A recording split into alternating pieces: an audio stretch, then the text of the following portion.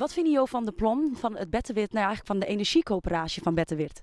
Nou ja, we hadden hier energie-ideeën, plannen, die hebben we in ieder geval ter oren gekregen. Wij zien vanuit de provincie dat er op dit stuit, door de omjouwingsverandering, en geen ruimte jouwt om eventueel een zoektocht naar eventueel tielke mini-energie. Dus daar hebben we nog met de om te zien van, ja, hoe kunnen we dat in beweging brengen. Ben je een voorstander als gemeente?